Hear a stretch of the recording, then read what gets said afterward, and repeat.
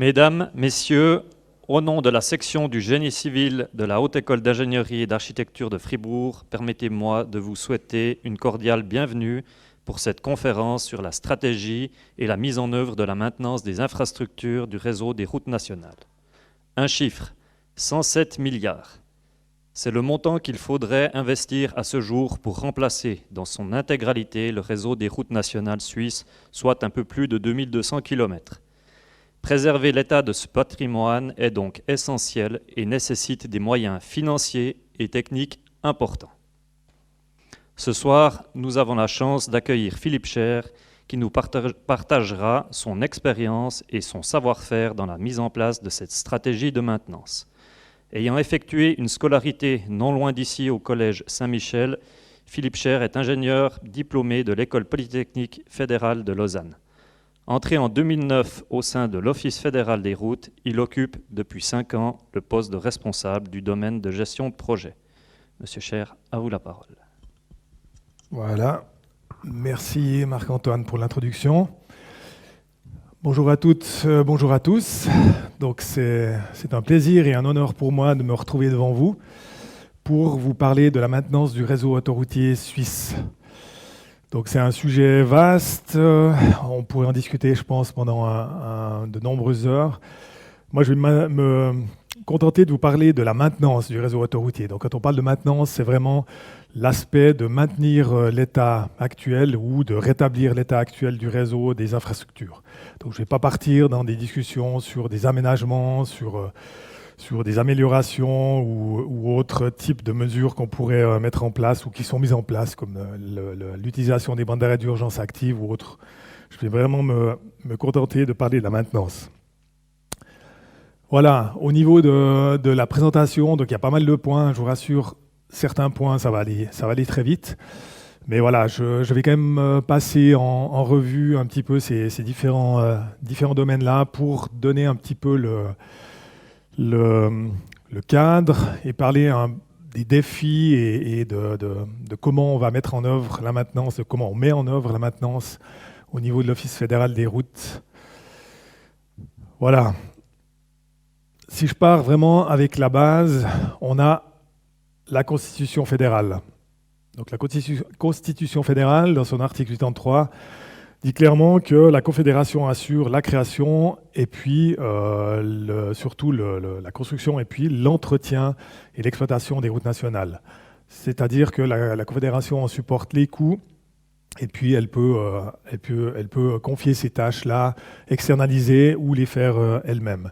Et puis le deuxième point, le deuxième article qui est aussi important et qui est apparu plus tardivement, c'est le financement des routes nationales. Donc ça, j'y reviendrai tout à l'heure, mais on a un financement qui est garanti via le fonds Forta.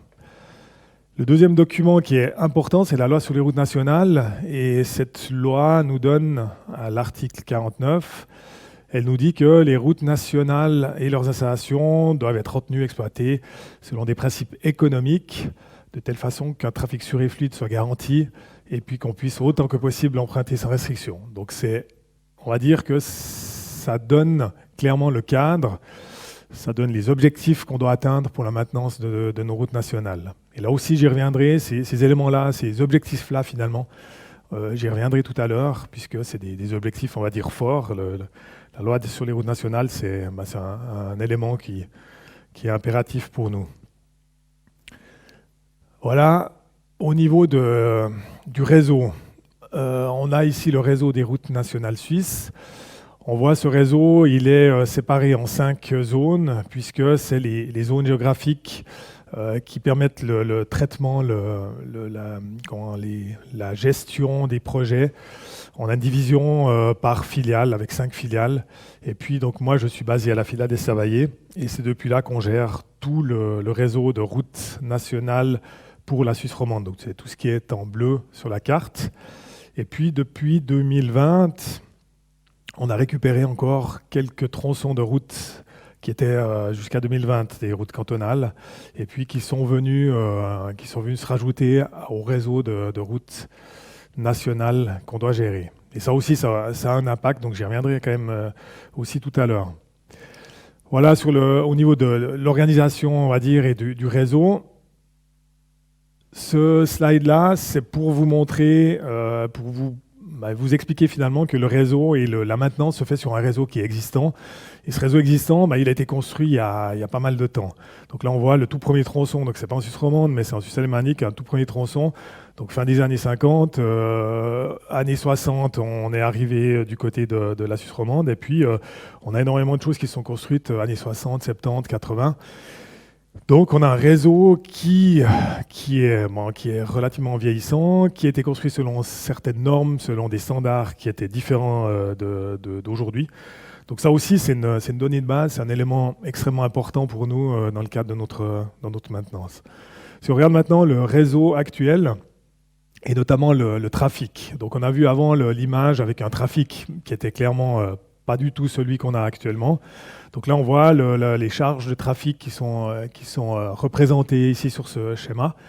Et puis, on voit qu'on a un réseau qui est relativement dense avec des zones fortement, avec des forts taux de trafic, fortes charges de trafic, notamment dans toutes les agglomérations, Genève, Lausanne, Berne, Zurich. Et puis, on voit même que Genève, Lausanne, Yverdon et Villeneuve, donc c'est des zones qui sont fortement chargées. Donc, on a des charges importantes. Donc, ça, c'est un impact pour nous, pour la gestion de la maintenance, pour prévoir, pour planifier nos interventions. Et puis ça a aussi un impact finalement sur les charges qui sollicitent notre infrastructure. Si on regarde au niveau des jonctions, on a 420 jonctions, donc ça veut dire par rapport au kilométrage, ça nous fait grosso modo tous les 4 km on a une jonction en moyenne. Donc ça veut dire, ça démontre bien qu'on a une autoroute qui a un aspect, on va dire, relativement local, qui permet aux gens de passer d'une zone à l'autre, avec beaucoup d'ouvrages d'art, 3390 ponts, et puis aussi plus de 200 tunnels, donc 13% du réseau, c'est important. Donc là, on se rend compte qu'on a un réseau qui est un réseau, on va dire, quasiment un réseau d'agglomération, avec beaucoup d'ouvrages d'art, beaucoup de jonctions, donc ça, c'est une des caractéristiques de notre réseau. Si on regarde au niveau du trafic, parce que c'est quand même important le trafic sur ce réseau, on voit ici ce graphique-là nous montre l'évolution des embouteillages. Donc là, on voit depuis 2010, grosso modo, une augmentation des embouteillages, de la surcharge de trafic, avec quasiment une stagnation. Les accidents, ça reste constant. Et puis, on voit que les chantiers, ça représente une part relativement minime. Donc là, ce graphique nous montre qu'à un moment donné, on a, au niveau des surcharges de trafic, on arrive un peu à une saturation. Et puis surtout, on n'a pas beaucoup de marge de manœuvre. Si on augmente, si de par nos interventions qu'on va planifier, on augmente les quantités d'embouteillage, on va vite au-devant d'un chaos. Si je montre le deuxième schéma aussi qui est intéressant, donc là on voit l'évolution du trafic. Ce qui est intéressant de regarder, c'est cette courbe-là, les autres routes. Cette courbe-là, c'est les routes nationales. Et puis ce qu'on voit, c'est que 2010, grosso modo, on a un peu une inversion. Là, on avait une diminution du trafic sur les autres routes. À partir de là, on a une inversion de la tendance avec une augmentation. Et puis là, c'est pas très net, mais c'est quand même quelque chose qu'on constate. C'est que ici, l'augmentation, elle a tendance à ralentir. Et puis, on a même aussi, à partir de grosso modo 2015, on a ici, ça s'accélère, alors que là, ça a tendance plutôt à ralentir. Donc, on voit qu'on est dans une situation où le réseau des routes nationales commence à saturer. Alors là, c'est peut-être aussi une petite remarque pour justement les autres types d'interventions qu'on doit faire ou qu'on fait pour améliorer la fluidité ou augmenter la capacité du réseau, mais c'est pas le but de la présentation d'aujourd'hui. Ce schéma-là, ce graphique-là, il est important aussi par rapport à l'état de notre réseau. Donc on voit ici la répartition du nombre de ponts qui ont été construits. Donc on voit qu'on a ici la construction qui a commencé vers 1960 et puis depuis les années 60 jusqu'à vers les années 80, on voit qu'on a un pic ici. Et puis ce pic représente grosso modo 45% des ouvrages d'art. Donc ça, c'est par rapport à ce que je disais au début, on se rend compte qu'on a un réseau qui est relativement, entre guillemets, relativement vieux. Et puis surtout, on a des ouvrages d'art qui sont les ouvrages où, on va dire, l'infrastructure sur laquelle c'est, on va dire, qui demande le plus d'interventions et des interventions les plus lourdes. Ben, on se rend compte que ces ouvrages ont 40 à 50 ans, donc il y a pas mal de choses qui doivent être faites. Alors ça commence pas seulement, puisqu'on est déjà en train d'y travailler depuis plusieurs années, mais on voit que c'est un élément qui est très important. Je vous montre ça, je ne veux pas insister là-dessus, je crois que tout le monde connaît GN Minneapolis, mais ces images-là, c'est simplement pour rappeler que les ouvrages d'art, si on n'intervient pas, si on ne fait pas ce qui doit être fait, bah, les conséquences d'un manque d'entretien, elles peuvent être très importantes, très conséquentes. Donc ça, je pense que c'est quand même c'est toujours un élément important d'avoir en tête. Si je fais une première, on va dire, une première synthèse des problématiques sur notre réseau, donc on a un trafic clairement qui augmente avec les heures d'embouteillage, et puis on a la problématique toujours aussi heures de pointe. Donc ça, c'est aussi un aspect, on va dire, important pour nous dans la prise en compte de notre planification. Et puis bon, la question de la baisse des recettes d'impôts, ça j'y reviendrai tout à l'heure sur l'aspect financier. Si je continue sur les défis toujours et les problématiques, donc là on a les risques importants. Donc là j'en ai parlé, les risques état de certains ouvrages. Donc je l'ai montré tout à l'heure avec le graphique. Par contre, on a clairement sur certains ouvrages des dégradations qui peuvent être plus rapides. Certaines fois, on a des inspections qui sont, et puis entre deux inspections, on a une évolution qui a été plus rapide que prévu. Et puis, on a toujours un risque avec les ouvrages d'art de devoir faire des interventions d'urgence. Donc ça, c'est aussi un point avec lequel on doit vivre tous les jours dans notre planification. Au niveau du trafic, donc, je vous ai montré tout à l'heure toute cette question du trafic. L'utilisation plus intensive, alors c'est pour une question, on va dire, d'embouteillage et puis de gestion du trafic, mais c'est aussi clairement sur les sollicitations, puisque clairement le trafic augmente. On a aussi un taux de poids lourds qui est plus conséquent, avec du trafic 40 tonnes, ça c'est clair, mais on parle aussi de trains routiers à 60 tonnes, et puis avec un pourcentage qui augmente. Donc ça, c'est des choses qui sont à prendre en compte dans l'évolution. Ensuite, les tronçons d'art, ça c'est les tronçons qui concernent les routes nationales, les anciennes routes cantonales qu'on a reprises. Là, c'est un risque. Dans quelle mesure? Je vous montre une photo d'un tracteur. Alors, c'est pas pour rien que je vous mets un tracteur sur la photo. C'est qu'effectivement, l'Office fédéral des routes s'occupait jusqu'en 2020 de routes nationales, d'autoroutes, on va dire. Alors, on avait des routes 3e classe avec déjà des tracteurs, mais là, tout à coup, on se retrouve avec des anciennes routes cantonales avec d'autres typologies de trafic et d'autres détails, d'autres besoins, on va dire, au niveau des assainissements. Et puis, réchauffement climatique, je pense que ça, c'est un point qui nous concerne tous et puis qui devient de plus en plus, on va dire, sur le devant de la scène. Alors voilà, ça peut être des éboulements, ça peut être aussi des événements avec des pluies toujours plus importantes, avec des variations plus importantes de température ou de phase sécheresse avec des grosses pluies derrière. Donc ça aussi, ça a un impact forcément sur le réseau, sur notre réseau.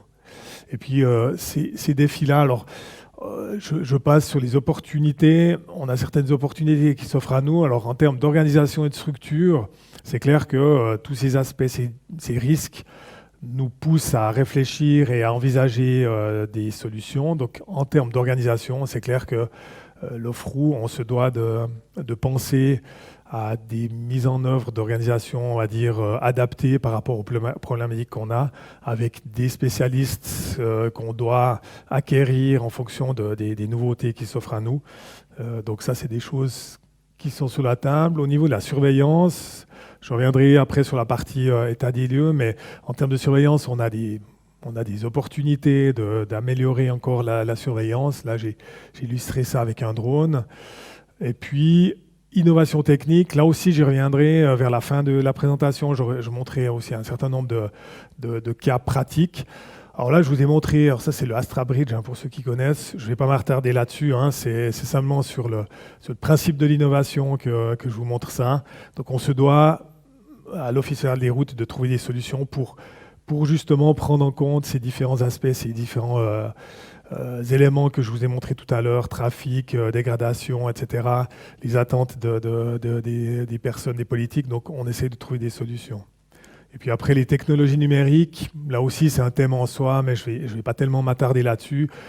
Le BIM, donc ça c'est effectivement forcément un sujet d'actualité, mais je ne vais pas forcément trop m'attarder.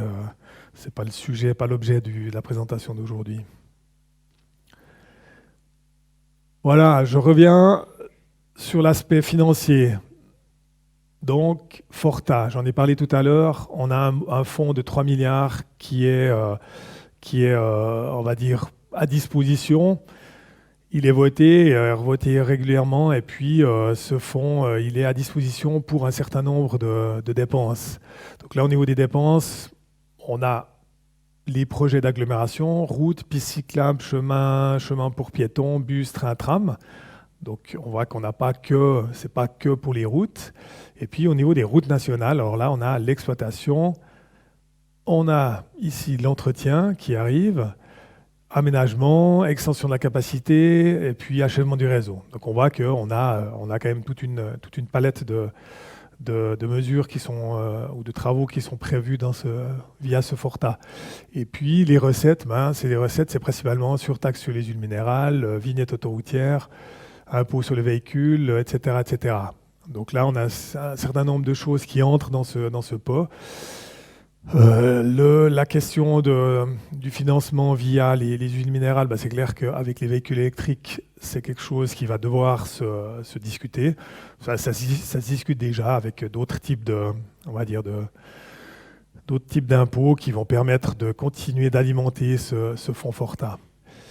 Si je viens sur ce schéma-là, donc ça c'est un schéma qui présente un peu toutes les différentes caractéristiques. Je vais m'arrêter surtout sur ces caractéristiques-là. Donc les 3 milliards, ça j'en ai parlé, c'est le fonds Forta. Ensuite, on a la valeur de remplacement. Donc là, M. Fénard en a parlé tout à l'heure dans son introduction. Il a parlé des fameux 107 milliards donc, qui sont là.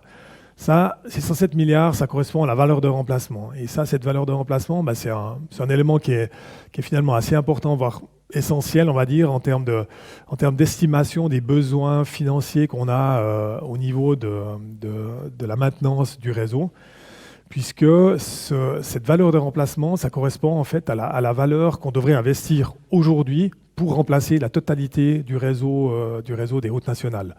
Donc si on devait remplacer tous les ponts, les tunnels, etc., ça coûterait 107 milliards au jour d'aujourd'hui. Donc ça, c'est une estimation forcément.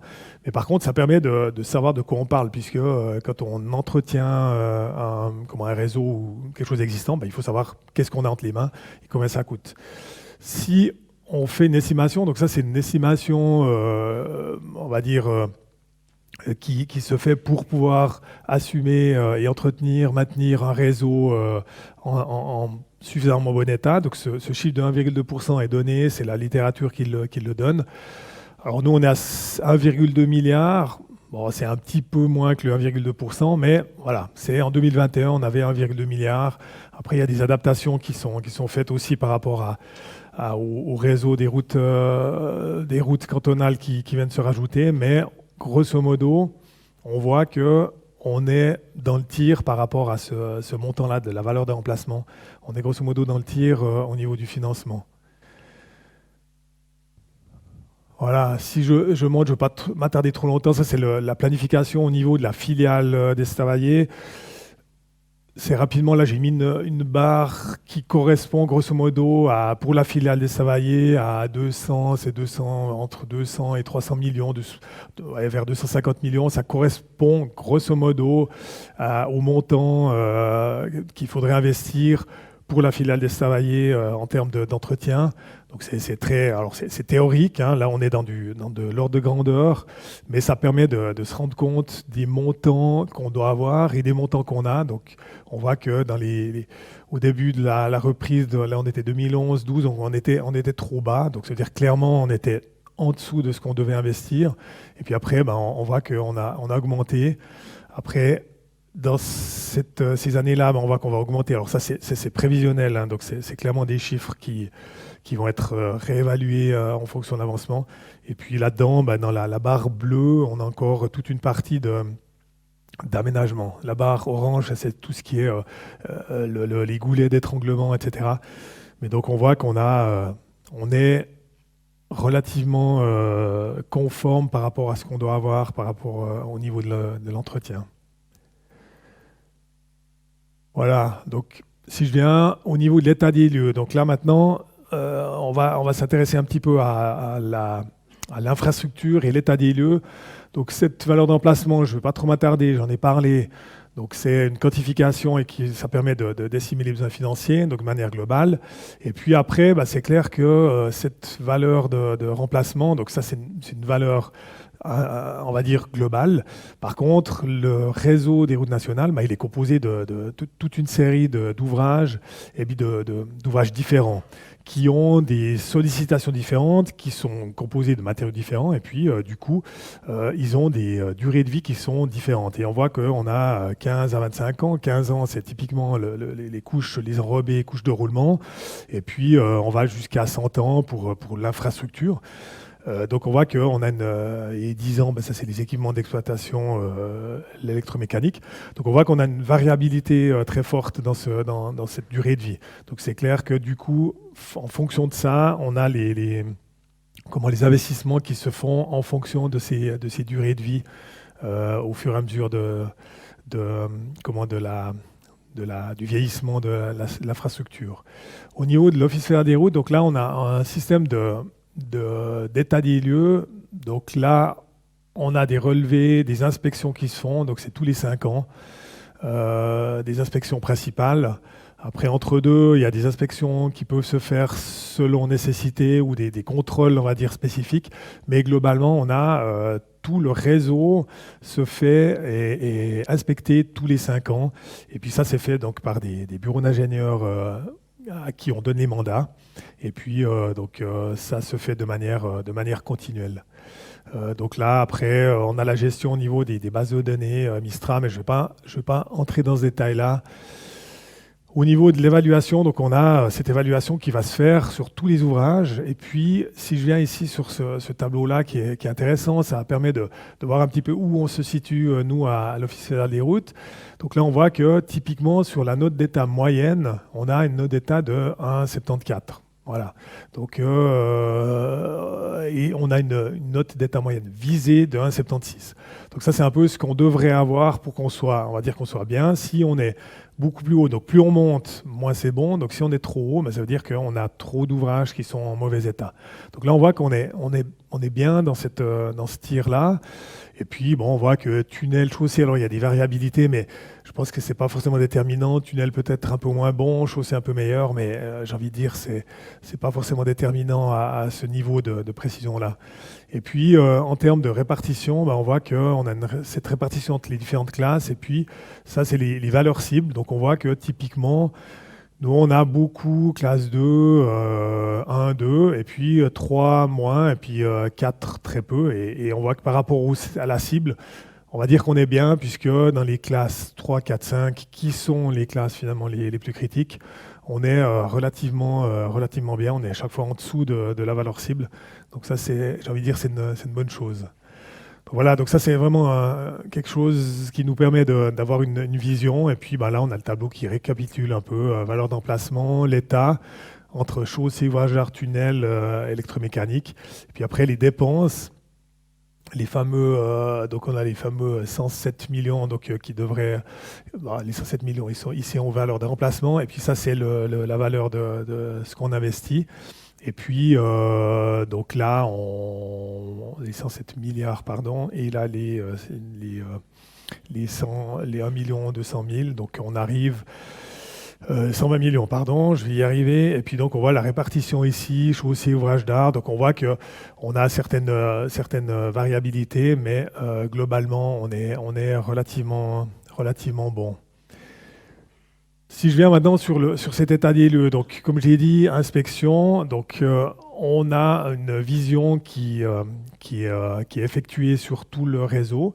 Et puis, Bon, là, ça c'est un extrait de la base de données où on voit tous les points, donc les points avec différentes couleurs. Donc ça, c'est visuel, c'est pour se rendre compte. Et puis là, on a, alors ça, c'est un exemple d'une synthèse d'un état des lieux qui nous permet d'avoir une vue relativement globale sur un tronçon avec tous les différents domaines et puis les différents états pour nous permettre d'avoir une vision spécifique et pour nous permettre de prendre une décision quant à la suite à donner. Par rapport à ça, maintenant, là, je fais un petit point d'arrêt, puis j'ai ressorti 3 points, on va dire, qui sont pour moi essentiels. Alors, inspection professionnelle, dans le sens où là, pour nous, c'est un élément qui est essentiel. Et puis, je vois mes 2-3 collègues du patrimoine qui sont ici, ils ne vont pas me contredire. Au niveau de l'état des lieux, ce qui est important, c'est d'avoir une inspection qui soit réalisée et qui permette de vraiment saisir l'état et qui puisse nous permettre de comprendre et de définir s'il y a une urgence, à quel moment il y a une urgence, et puis de ne pas simplement faire un constat sans que derrière il y ait une valeur ajoutée. Donc là, nous, on a besoin on va dire, de professionnalisation et de professionnels vraiment qui fassent ces inspections pour avoir des données fiables. La maîtrise des données, ça, j'ai envie de dire, ça, c'est de notre côté, c'est en termes de base de données, en termes d'utilisation des données. Ça, c'est un aspect important qui doit nous permettre de pouvoir justement avoir une vision et en tout moment de savoir où est-ce qu'on doit mettre le doigt et à quel moment on doit intervenir. Et puis interprétation et consolidation, c'est clair que c'est ce qui ressort de tout cet état des lieux pour pouvoir définir et lancer des projets. Bon, là, je ne vais pas m'attarder là-dessus. J'ai ressorti un peu les éléments justement qui interviennent, qui ont un impact, on va dire, sur les différents types d'ouvrages, dans les différents domaines. J'en ai parlé, achat de trafic, l'évolution des directives aussi, c'est un aspect qui est quand même important, puisque à un moment donné, on a des mesures qui doivent être entreprises parce que les directives et normes ont aussi évolué. Donc après, c'est toujours des discussions de savoir, on a un état existant, il fonctionne, pourquoi est-ce qu'on doit adapter parce qu'une norme a été revue. Donc ça, c'est des discussions, mais ça a des impacts. Et puis, en termes d'électromécanique, indisponibilité des pièces de rechange, là aussi, on a au niveau électromécanique, on doit anticiper pour pas se retrouver bloqué parce qu'à un moment donné, le fournisseur n'existe plus ou il peut plus nous fournir de matériaux. Là, je vous montre aussi, c'est assez schématique, c'est des exemples ici d'une zone, un tronçon où on a un peu tous les ouvrages, toutes les interventions qui devraient avoir lieu à un moment donné, réparties avec des montants. Ça, c'est une vision.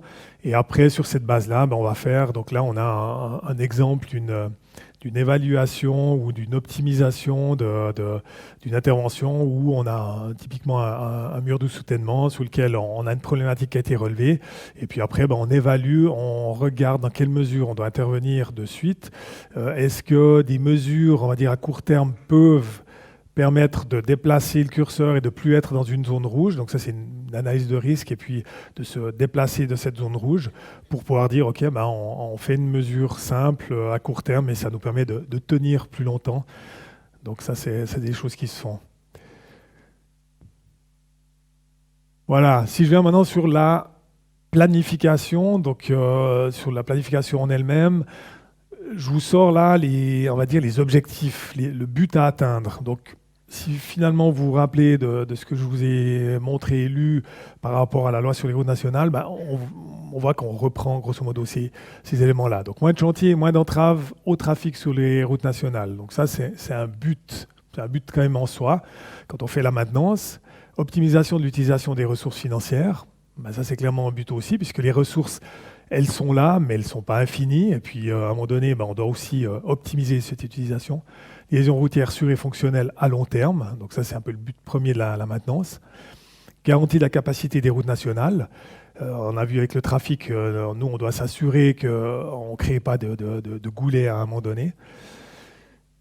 Et au final, la stratégie, et là, je pense qu'un certain nombre de personnes vont voir ça et se dire, mais bien sûr, ou plans. Donc ça, c'est un terme que beaucoup d'entre vous ont certainement entendu. Alors j'ai envie de dire c'est la réponse, mais c'est pas la réponse avec le grand L et la solution. Disons que c'est la stratégie qui est adoptée à l'Office fédéral des routes. Alors je vais y revenir aussi pour expliquer et puis pour relativiser un peu cette stratégie-là. Mais c'est une stratégie. Donc Ouplan, c'est la planification d'entretien des tronçons de la route nationale. Donc c'est la traduction littérale. En quoi ça consiste? Stratégie ou plans, ça veut dire que dans notre planification, on va avoir cette réflexion sur le coût économique. Et puis cette réflexion sur le coût économique, c'est le coût alors de l'exploitant, donc c'est le coût pour faire les projets, pour construire, mais aussi guidage du trafic, et c'est le coût des usagers, puisque à un moment donné, en fonction des solutions qu'on va choisir, ça a un coût, on va dire, indirect, et ça, c'est quelque chose qui doit être pris en compte. Ensuite, planification intégrale. Ça veut dire que là, nous, on va partir sur une planification qui englobe tous les éléments, tous les domaines. Donc, ça veut dire tracé, ouvrage d'art, les tunnels et l'électromécanique. C'est le but, c'est que quand on intervient à un endroit, on va dire, OK, si on intervient une fois et qu'on va faire une gestion trafic, on va profiter de cette gestion trafic pour y intégrer tous les autres éléments et puis pour mutualiser tout ça. Ensuite, planification à long terme. Donc, le but, c'est de dire, on intervient sur un tronçon et puis on n'y revient plus pendant un certain nombre d'années. Bon, là, 5 ans, la première étape, 10 ans. Alors bon, ça, c'est des éléments. Moi, dans l'idée, on parle toujours de plus d'intervention dans les 15 ans qui suivent. Alors, je pense que 15 ans, c'est même relativement court. Donc, le but, je pense qu'on vise même du plus long terme, donc du 20 ou 30 ans au minimum, en tout cas sur les infrastructures. Après, comme j'ai dit avant, il y a des couches de roulement, par exemple, où on est obligé d'intervenir plus fréquemment. Mais on va dire sur le lourd, on va essayer d'intervenir de manière à ce que ce soit pérenne. Et puis, le dernier point, c'est la gestion centralisée. Donc là, c'est le but d'avoir une gestion centralisée et puis plus une gestion canton par canton. Donc là, le but, comme on a un traitement, on va dire, uniforme, on veut avoir un traitement uniforme sur tout le réseau. Donc là, c'est le but d'avoir finalement l'OFROO, que l'OFROO ait repris l'opérationnel et puis qu'on ait maintenant ces 5 filiales, qui gèrent le réseau. Là, au niveau du principe, c'est le principe général. Donc on a ces fameux tronçons ou places. Donc si on a un chantier ici, un tronçon ou plane, c'est grosso modo 15 km, ça peut être un peu plus, un peu moins. L'idée, c'est que on va intervenir sur ce tronçon-là, mais on va pas faire des travaux sur les 15 km, on va faire des petits tronçons, 3x5, 5x3, enfin ça c'est à voir en fonction de la spécificité. Et puis 30 km au minimum entre deux pour que l'usager ne soit pas embêté trop régulièrement. Et puis après, bon, tous les 15 ans, mais on va dire même plus. Ça, c'est la théorie.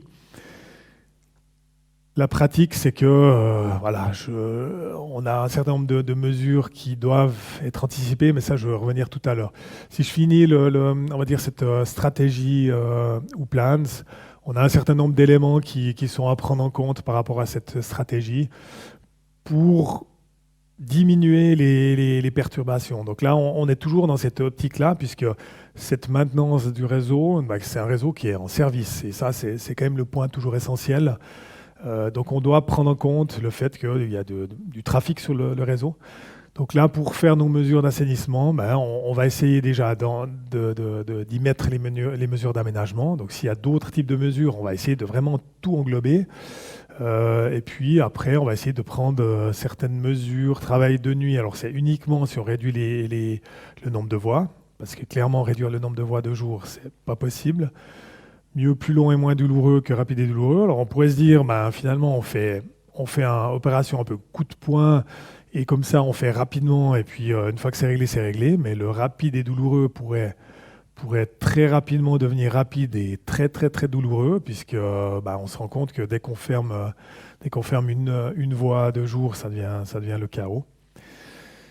Voilà, et puis un certain nombre d'autres mesures pour optimiser. Donc là, ce schéma-là, il synthétise et il montre un petit peu le principe de la stratégie ou plans, avec le tronçon ici, avec l'année. Alors l'année J, alors ça peut être 1 année, 2 années, 3 années, mais le but, c'est que pendant cette année-là ou ces années-là où on fait les travaux sur ce tronçon ou plans, on va essayer de tirer toutes les mesures, on essaie de les tirer. Alors, celles qui sont après coup, alors c'est celles qui sont clairement le plus à privilégier pour qu'on ne se retrouve pas à avoir fait des travaux et puis 3 ans après, tout à coup, on se dit « Ah, mince, on avait oublié de changer ça ». Les mesures anticipées, aussi, on essaye de ne pas forcément les faire, mais comme je disais tout à l'heure, on a un certain nombre de mesures qui vont être nécessaires. Alors ça peut être des mesures préparatoires pour que les travaux ou plans soient plus faciles à faire, ou alors ça peut être des mesures sur des ouvrages d'art, parce que si on attend l'ouplans, l'ouvrage d'art en lui-même, il risque de se dégrader trop fortement. Voilà, là on a un schéma qui démontre sur un tronçon. C'est on va dire une proposition on a 2 tronçons ou plans typiquement avec des études qui sont lancées. Et puis après, on a la répartition, les études. Après, au final, on arrive avec des travaux ici sur Ouplans qui se répartissent un petit peu comme ça. Et puis, on a ici des mesures isolées. Et puis, on a des travaux anticipés. Donc, ça, c'est une réflexion qui se fait, on va dire, tronçon par tronçon, en prenant en compte l'état des lieux. Et puis, en essayant au final d'arriver avec ces interventions, on va dire le maximum d'interventions qui se font dans ces travaux-là, et puis quelques interventions qui vont se faire en anticipé pour préparer.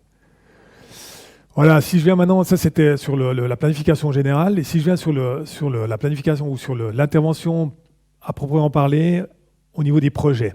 Comment est-ce qu'on gère alors nos projets au niveau de l'entretien? Donc là, on a un peu les principes d'élaboration des projets. Donc si je commence ici, solutions techniques orientées entretien. Donc on doit prévoir ces solutions qui permettent un entretien par la suite, faciliter l'entretien des routes. Donc ça, on doit pouvoir le prendre en compte dans le cadre de notre projet. L'intégration des partenaires, ça veut dire que toutes les personnes ou tous les partenaires, que ce soit le centre d'entretien, canton, etc., et en interne aussi nos collègues, tout le monde est intégré pour qu'on puisse développer les projets. Surveillance, maintenance et entretien sont définis. Ça veut dire que quand on fait un projet d'assainissement et d'entretien, on intègre cette partie surveillance. Ça veut dire qu'on va déjà anticiper. Et typiquement, je pense toujours aux assainissements de murs de soutènement. Vous pouvez faire un mur de soutènement avec des ancrages, sans ancrage. Chaque solution a des avantages et inconvénients. Mais c'est clair que la solution avec ancrage nécessite une surveillance. Donc ça, c'est quelque chose qui doit être pris en compte déjà au niveau du développement du projet. Et puis l'investissement sur la durée de vie de l'ouvrage. Donc ça, c'est clair qu'on doit prendre en compte l'investissement, notamment quand on fait des comparaisons de variantes. On va prendre en compte le fait qu'un ouvrage qui coûte peut-être moins cher à la construction va nécessiter plus d'entretien sur la durée de vie d'ouvrage ou aura une durée de vie moindre. Et ça, c'est quelque chose qu'on doit prendre en compte. Là, j'ai sorti 2-3 éléments, on va dire des mots-clés qui sont importants actuellement. Durabilité. C'est clair que la durabilité, c'est un peu le mot, j'ai envie de dire un mot un peu tendance actuellement. Tout le monde en parle.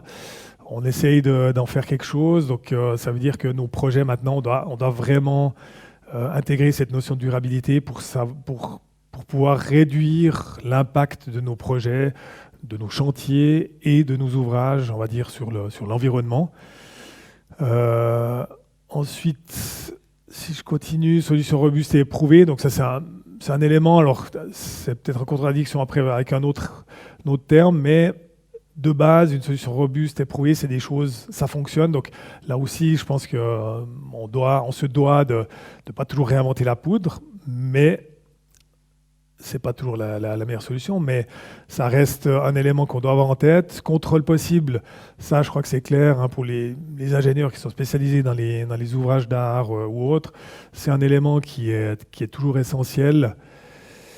Analyse de risque, analyse technico-économique, c'est un élément pour moi qui est aussi essentiel. C'est des éléments qu'on prend en compte et qu'on va intégrer dans le développement de nos solutions.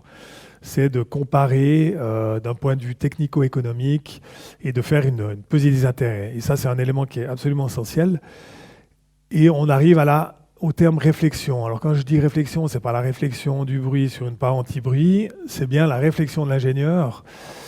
Parce que, et là ça va peut-être un peu en contradiction avec solution robuste et prouvée, mais réflexion, je pense que c'est essentiel qu'on se pose les bonnes questions et puis qu'on remette en question les solutions. Et ça, je pense que c'est peut-être un élément sur lequel on doit aussi nous-mêmes réfléchir et se poser des questions pour essayer de développer des solutions et trouver des innovations, et notamment en termes de durabilité ou autre. On se doit au jour d'aujourd'hui, et avec le trafic qu'on a sur nos autoroutes, on doit effectivement trouver des solutions innovantes.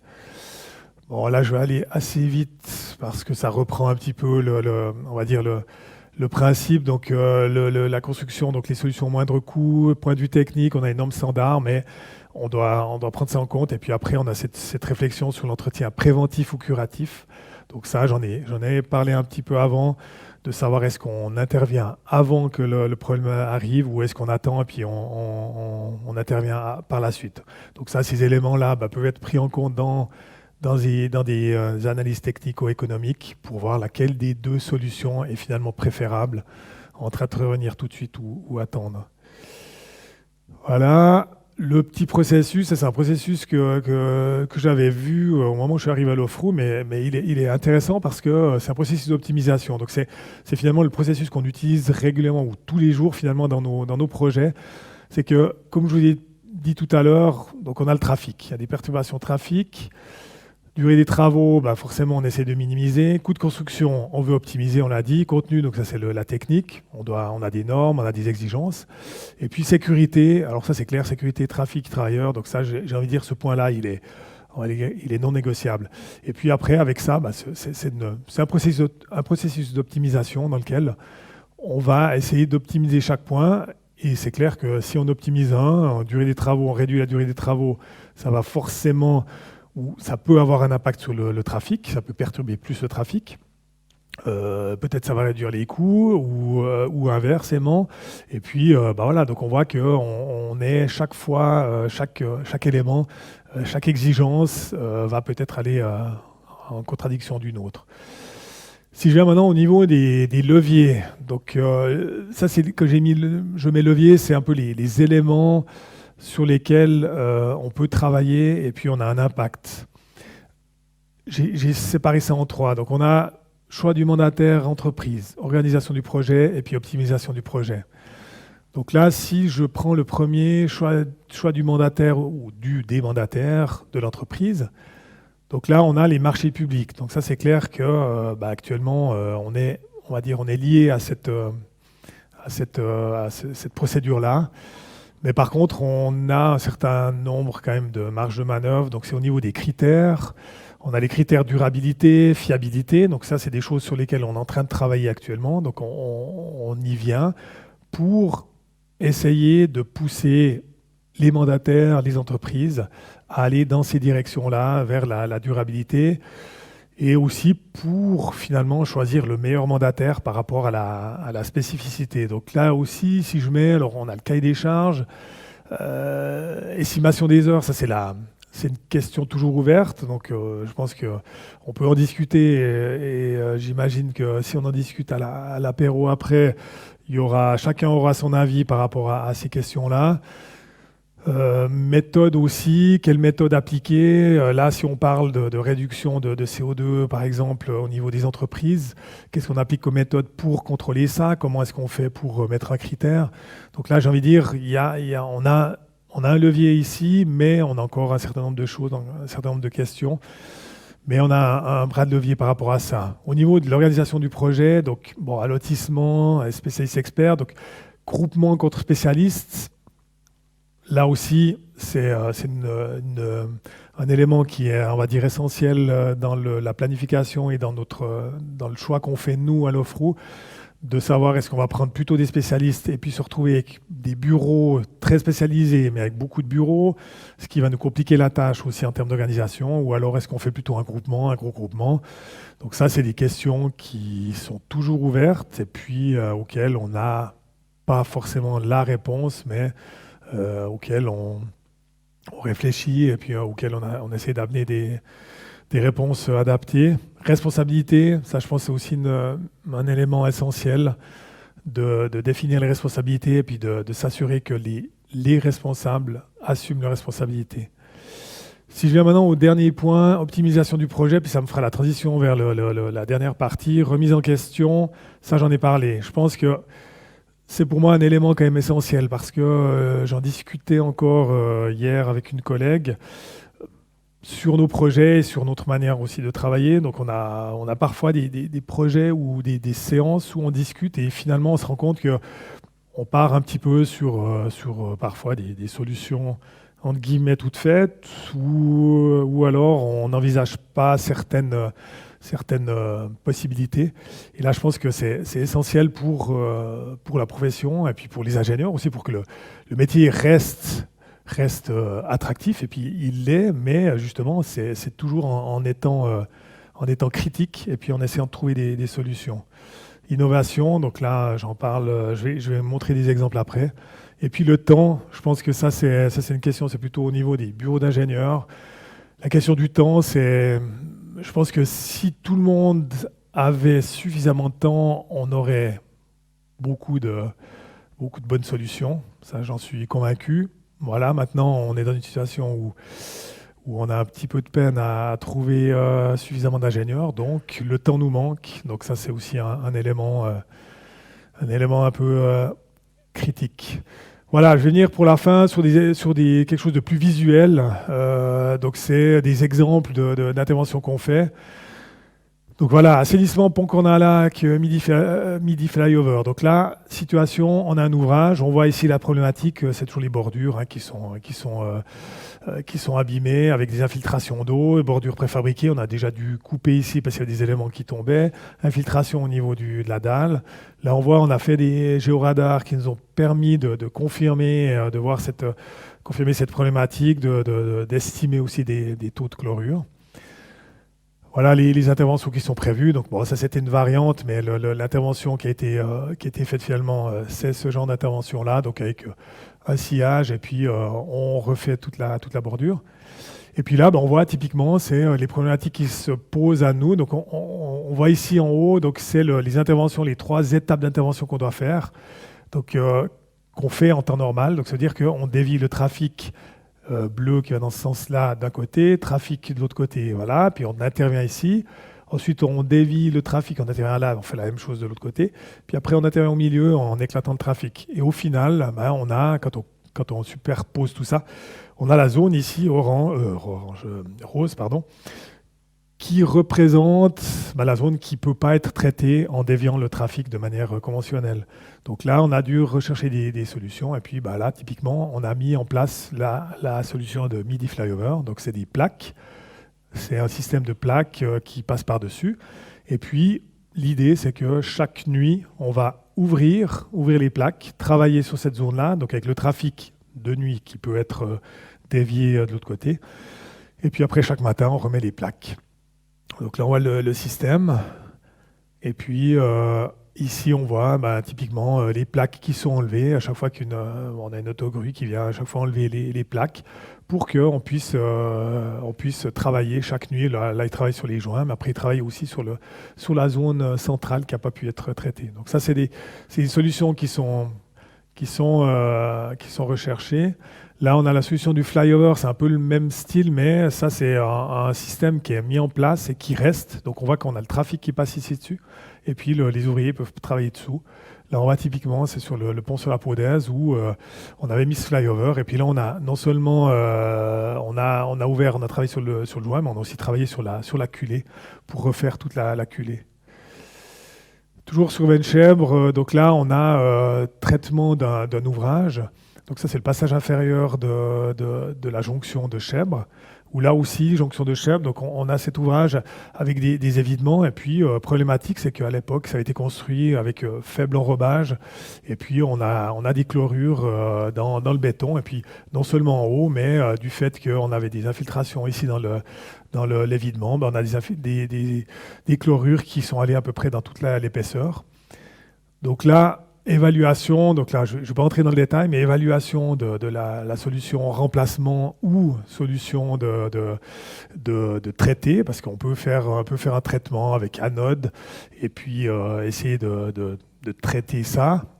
Et puis finalement, ben, on arrive à la conclusion justement sur une évaluation, on va dire, à long terme, en prenant en compte les coûts sur les coûts d'entretien, d'exploitation sur le long terme. On arrive à la conclusion qu'on devait remplacer l'ouvrage. Donc là, on a cherché une solution pour gérer le trafic avec un pont provisoire ici pour démonter cette partie, pont provisoire ici pour démonter cette partie.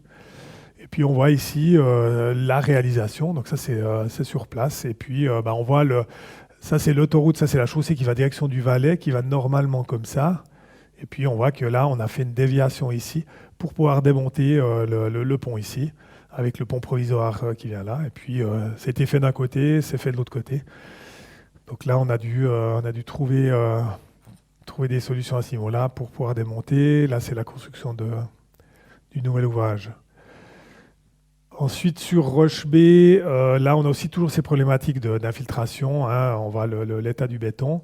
Et puis là, donc, par rapport à ça, donc c'est des réflexions sur le type de bordure. Et puis, donc là, on est parti sur des bordures en BFUP. Là aussi, enfin en CFUP. Je crois que Eugène n'est pas dans la salle, donc je ne me fais pas tuer si je dis BFUP, mais enfin bref, en CFUP. Et puis, donc ça nous permet aussi, alors là on est aussi, quand on parle de durabilité, bah, c'est typiquement une solution, on va dire, qui va dans le sens de la durabilité, puisque durabilité, on pense environnement, mais durabilité, ça veut dire que ça doit être durable. Donc là, une bordure en CFUP, bah, c'est clair qu'elle est durable, puisqu'elle est considérée comme étanche, et puis du coup, c'est quelque chose qu'on va pouvoir tenir sur une longue durée. Donc là, on voit la réalisation de ces bordures. Et puis, Salanches, pardon, toujours un peu dans cette zone-là. Donc, Salanches, là, on a une dalle de roulement qui est aussi chlorée. Donc, ça, c'est un peu une problématique qu'on a du fait de la construction de notre autoroute qui était faite sur des bases, selon d'autres critères et d'autres standards. Et puis, voilà, on voit qu'on a des chlorures qui sont infiltrées dans le béton. Donc là, toute cette dalle-là était chlorée. Donc là aussi, évaluation de différentes solutions. Et puis, donc le choix ici a été fait de démonter, mais alors là on ne va pas démonter complètement l'ouvrage puisque c'est un ouvrage qui est sur autoroute, donc là on ne peut pas démonter l'ouvrage complètement. Donc là on a décidé de démonter uniquement la dalle de roulement. Puis pour ce faire, donc là on a dû trouver une solution pour garantir le trafic. Donc ça veut dire que là on a, alors bon là c'est pas très bien représenté puisqu'en fait on a 3 voies de ce côté-là. Avec 2 voies qui vont dans une direction et une voie dans l'autre. Et puis la deuxième voie qui va dans l'autre direction, elle est sur l'ouvrage sur lequel on va démonter, scier la dalle. Donc là, il y a tout un système pour tenir, pour stabiliser, puisque dès le moment où on enlève la dalle ici, c'est clair qu'on a une question de modification de l'équilibre. Donc ça, c'est une solution qui a été trouvée et qui a été appliquée. Donc là, on voit cette intervention-là, donc avec le sciage des éléments et puis l'évacuation des éléments de la dalle. Donc là, on voit la dalle existante et puis on a scié on prépare pour le bétonnage de la dalle ici. Si je viens sur l'élargissement, donc ça c'est une intervention, alors celle-ci elle n'a pas eu lieu, je ne sais pas si elle aura lieu un jour, donc ça c'est une intervention, ça c'est un mélange entre de l'entretien et puis de l'aménagement. Donc là on est au tunnel de Belmont, et puis tunnel de Belmont, donc on doit l'entretenir, mais il y a aussi un besoin on va dire l'élargir pour mettre en place une bande d'arrêt d'urgence. Donc là, nous, on est parti sur... on a évalué un certain nombre de solutions. Et puis, une des solutions... Alors, il y avait une solution, c'était d'élargir comme ça sur le côté. Une solution, c'était de faire un troisième tube.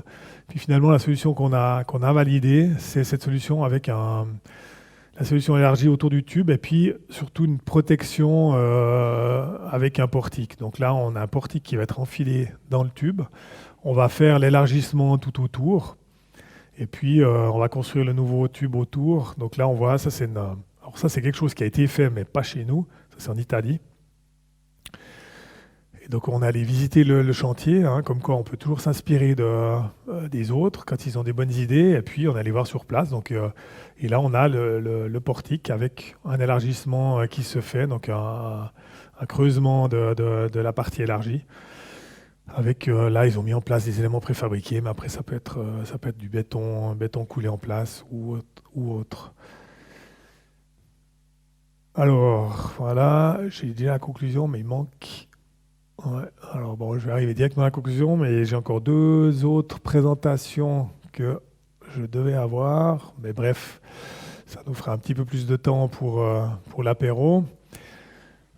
Voilà, au niveau des conclusions. Donc, conclusion, premier point, les bases. Donc, au niveau des bases, on parle de bases solides.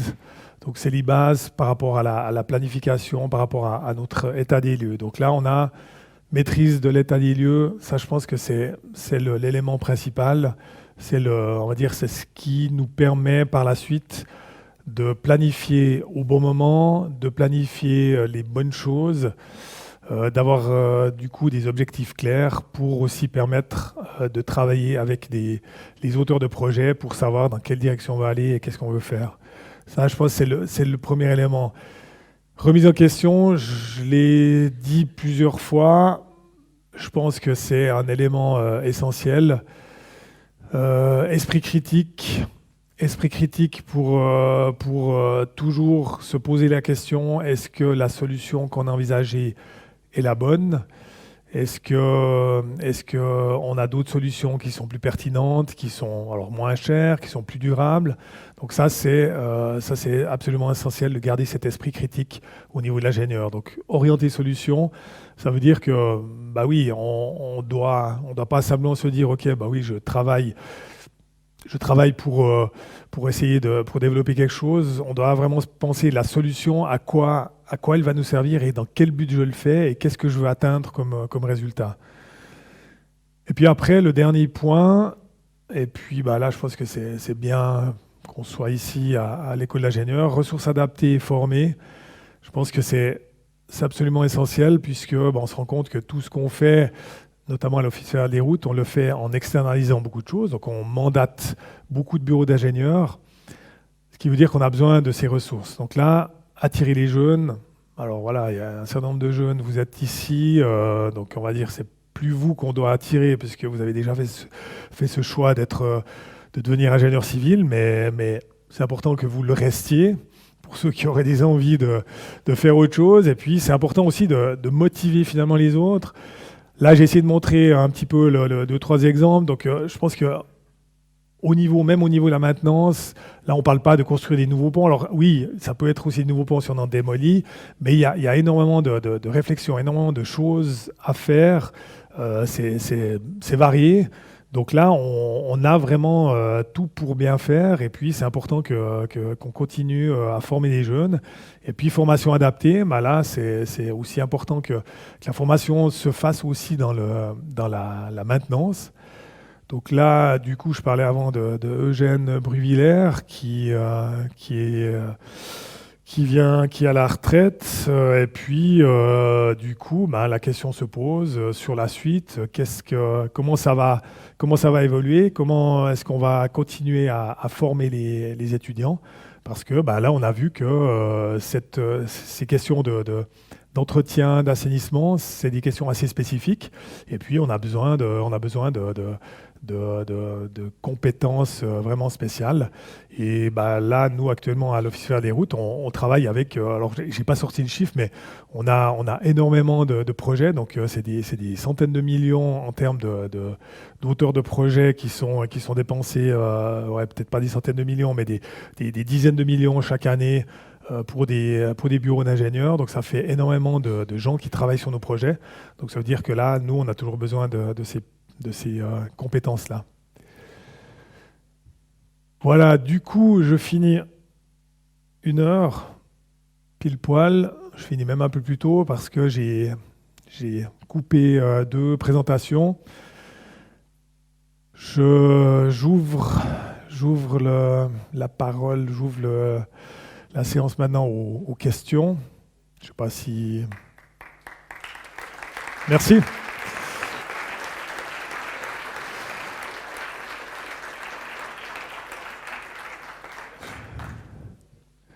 Merci beaucoup. On peut passer aux questions, effectivement. J'ai peut-être une première question à poser. Sur la filiale d'Estavayer, il y a combien d'employés? Alors, on est à peu près 60 actuellement. Donc, effectivement, alors, je n'en ai pas parlé au début, mais c'est vrai que 60 personnes. Et puis là, on a un budget qui, globalement, cette année, qui va être pas loin des 500 millions. Donc, on se rend compte qu'on est, on va dire, on n'est pas beaucoup pour gérer tout ce budget-là. Par contre, et puis c'est ce que finalement ça découle un peu de ce que j'ai montré au tout début, on a une organisation telle qu'on on externalise beaucoup de choses. Donc ça veut dire qu'on mandate énormément de bureaux d'ingénieurs, de bureaux, donc bureaux d'appui au maître d'ouvrage, et puis tous les ingénieurs, tous les spécialistes. Donc c'est pour ça que je disais avant, on a besoin de ces ressources-là pour réaliser ces projets. Puis tu as parlé de solutions robustes et durables, ou éprouvées plutôt, versus durabilité. C'est vraiment compatible? Vous évoluez comment dans ce sens-là? Alors, comme je disais, c'est maintenant on doit se poser les questions par rapport à ces solutions. Typiquement, le CFUP, on va dire c'est robuste et durable. Bah, ça entre dans la durabilité parce que finalement la durabilité, c'est aussi d'avoir des choses qui durent plus longtemps. Alors après, il y a la question, et puis ça c'est des réflexions qu'on a actuellement sur typiquement combien de CO2 on produit. Par exemple, si on fait un choix par rapport à un autre, et puis est-ce qu'une solution est plus durable qu'une autre en termes purement, on va dire purement environnemental, mais dans tous les cas, une solution qui est plus durable en termes d'années, qui ne nécessite pas un entretien, au final va forcément être intéressante d'un point de vue durabilité globale. Si jamais on a un super institut de recherche appliquée, donc il ne faut pas hésiter à faire des mandats pour nous. Est-ce qu'il y a des questions dans l'Assemblée?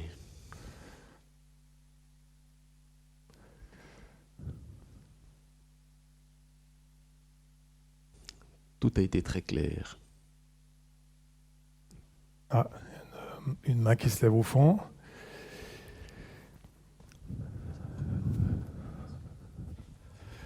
Oui, merci pour votre présentation, c'était passionnant. Vous dites que vous allez manquer d'ingénieurs, enfin c'est comme ça que je l'ai compris. Est-ce que vous avez le même problème au niveau des ouvriers sur les chantiers? Alors, c'est une bonne question.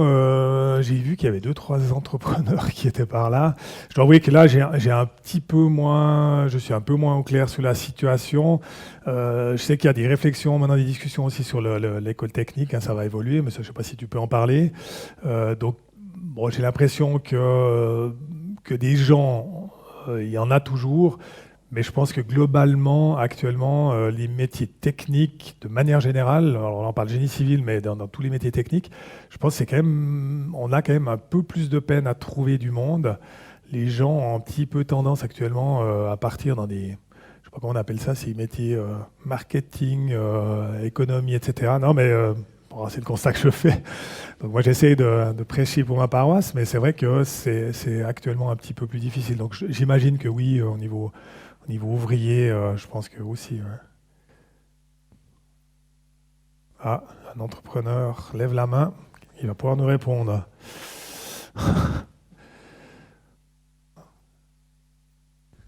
Voilà, bonjour à tous. Merci pour la présentation, très, très claire et limpide. Peut-être un élément de réponse et puis une autre question. Alors oui, effectivement, il y a des difficultés de recrutement dans tous les secteurs d'activité qui sont représentés dans le monde de la construction. J'ai eu la chance d'en débattre ce matin autour d'une table. Bien sûr qu'aujourd'hui, il est vrai que chaque parent qui a peut-être ici ou peut-être futur parent a du mal à conseiller à son enfant d'être maçon. C'est vrai, je vous le dis. On a eu une entreprise, Grisonitsa pour ne pas la citer, qui a la chance de pouvoir travailler sur ces objets. On a du mal à recruter, mais on a aussi beaucoup de mal à recruter des cadres. La main-d'œuvre, je dirais, d'exploitation est là, on la trouve encore. Il y a effectivement un tarissement de la filière. D'où là ma question. Vous avez parlé d'outsourcing, je dirais, de l'ingénierie, etc. Est-ce qu'il y a une vision de travailler, de sortir complètement l'objet en prestation globalisée, genre entreprise générale, ou c'est pas une réflexion? Si, c'est une réflexion, on en a parlé. Alors c'est une réflexion, mais ça reste au niveau de la réflexion pour le moment. Et puis après, ça dépend le type d'intervention. Et c'est vrai que là, alors si on parle typiquement sur la maintenance, c'est relativement difficile parce que la maintenance, on découvre au moment où on intervient, on découvre aussi l'état réel. Donc ça devient compliqué de partir sur quelque chose, sur un projet forfaitisé ou sur une entreprise totale. Mais oui, c'est possible. C'est pas interdit en tout cas. L'offre n'a pas été interdit par la direction, mais c'est vrai que jusqu'à présent, on n'a pas eu ce genre de projet-là. Alors bon, maintenant, on va partir sur des assainissements de bâtiments. Donc là, on va peut-être envisager des entreprises générales ou totales. Après, je ne sais pas, sur un remplacement d'un ouvrage, ce serait peut-être aussi envisageable, effectivement, oui. Alors peut-être. Ça, c'est à voir aussi en fonction ça peut répondre à la problématique peut-être des ressources.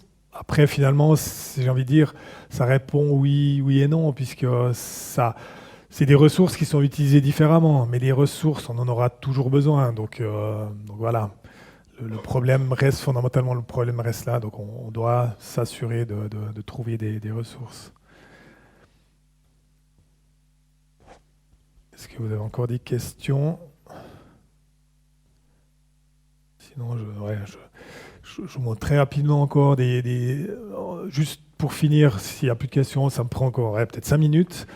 Je vous montre simplement les 3 projets qui ont été juste caviardés avant. Tavannes-Beusingenfeld, là aussi, c'est une réflexion qu'on a eue, c'est pour traiter des tunnels. Donc là, on a des tunnels, je vous montre là, ouais, des infiltrations d'eau dans les tunnels. Et donc là, il faut traiter les tunnels. Traiter les tunnels dans lesquels il y a du trafic qui passe. Donc on s'imagine bien la complexité. Donc solution, injection fissure ou réflexion de la voûte ou rabotage de la voûte. Et finalement, la solution qui a été envisagée, c'est rabotage de la voûte en laissant une partie de voûte et en rabotant uniquement une partie et puis en remettant une étanchéité, etc. Et tout ça en garantissant le trafic pendant la journée. Donc là, on voit on a différents points un peu critiques. Et puis, je viens ici, on voit ici en orange, c'est la partie rabotée, en rouge, c'est ce qui reste. Et puis, voilà, on voit simplement, donc on va raboter cette partie-là avec des ancrages, des clous qui ont été faits. Et puis après, là, on a la protection, on va dire, de la zone qui a été rabotée, le trafic qui peut circuler.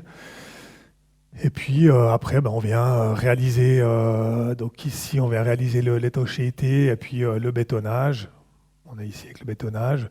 Et puis, comme ça, après, on peut faire ces travaux-là tout en garantissant toujours le trafic pendant la journée. Donc ça, c'est clairement une solution. C'est un projet pilote, puisque c'est une solution qui n'existait pas encore. Et ça, c'est une solution qui a dû être inventée, finalement, puisque jusqu'à présent, les tunnels, on construisait des nouveaux tunnels. Donc on construit, on creuse un trou, on fait, puis on n'a pas de trafic. Ou alors c'était plutôt justement injection de fissures, on faisait ça pendant la nuit, mais finalement c'est des solutions qui sont c'est des emplâtres sur une jambe de bois. Et puis là, on a trouvé une solution qui finalement fonctionne. Avec, on va le détail, mais je ne vais pas prendre trop de temps, l'étanchéité. Et puis là, on est même allé jusqu'au bout de la réflexion avec une réalisation d'une voûte en CFUP qui permettrait de ne pas mettre d'étanchéité, ça permettrait de gagner encore du temps. Mais bon, là, le résultat n'était pas top. Donc, il y avait une autre variante avec du béton autoplaçant. Donc, mais ça, c'est quelque chose qui va encore être discuté. Mais voilà, c'est une solution clairement qui a été développée par des ingénieurs. Et puis là, c'est le pont sur la Paudaise. J'ai vu qu'il y a un ingénieur qui arrivait en retard là, du pont sur la Paudaise.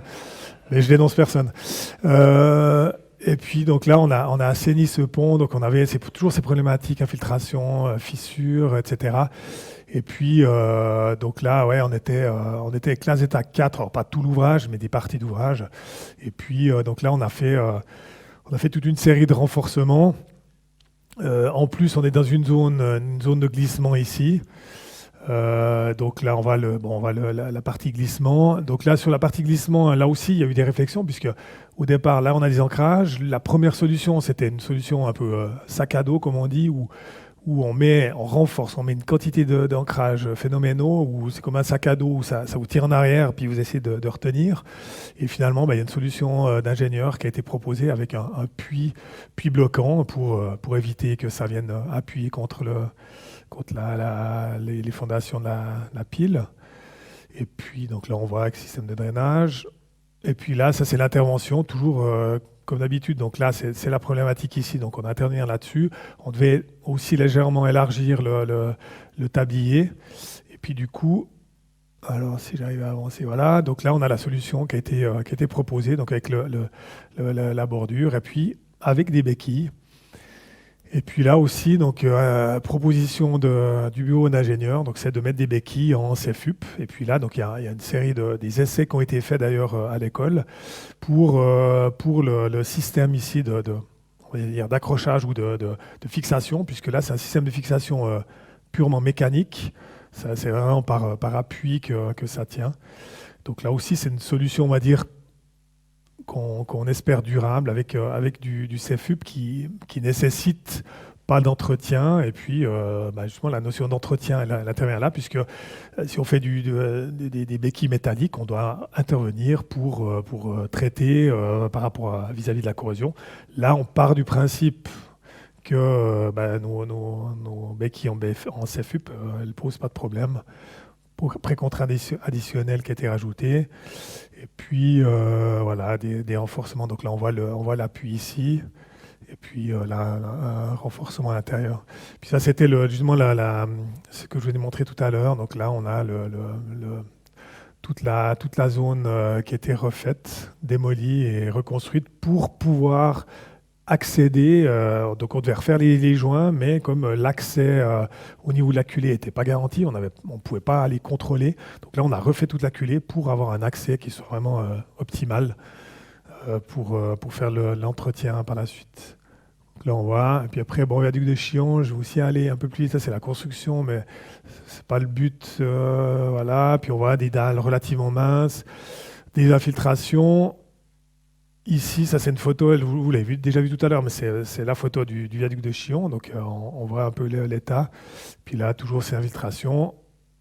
Et problématique, c'est qu'on a eu de la rag, donc ça on l'a constaté sur place. Et puis aussi renforcement au séisme.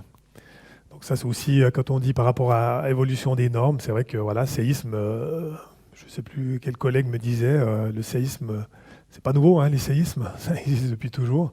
Mais par contre, les normes qui prennent en compte le séisme, elles ont été adaptées, elles sont relativement récentes, on va dire. Voilà, intervention. Et puis là, c'était l'intervention avec mise en place de couches en CFUP ici, pour renforcer. Et puis voilà. Et ça, c'était une première aussi sur... là, on a quand même plus de 2 km de pont, donc on l'a fait aussi, là, avec une gestion du trafic, avec tout le trafic sur un pont, et puis on a mis en place là le BFUP. Voilà, conclusion, vous l'avez déjà vu, voilà. Pour moi, c'est bon.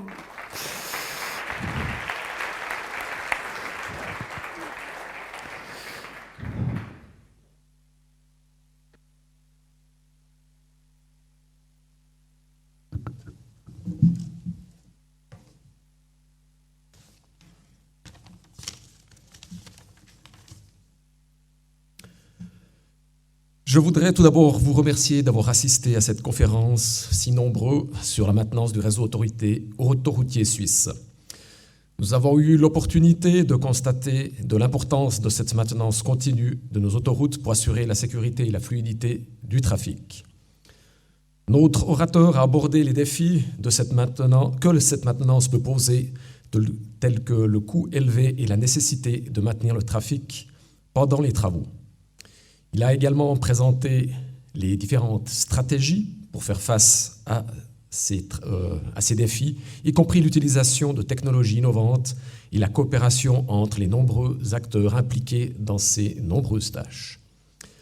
Cette maintenance ne doit pas être négligée, car elle peut avoir des conséquences graves sur la sécurité des usagers ainsi que sur l'économie de notre pays. Je remercie chaleureusement Philippe Cher pour son intervention pour notre dernière conférence de cette année académique et je profite de ce moment pour lui offrir un petit présent pour le temps qu'il nous a consacré ce soir sous vos applaudissements.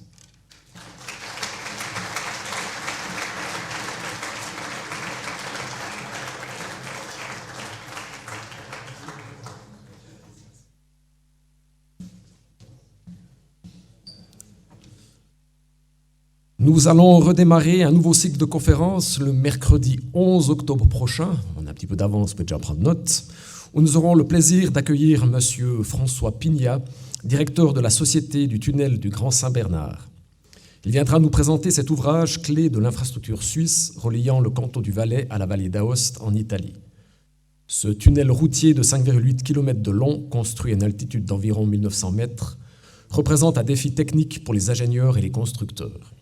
Vous êtes maintenant toutes et tous invités à partager un verre de l'amitié à la sortie de cet auditoire. Je vous souhaite d'ores et déjà une bonne fin de journée. Merci de votre attention.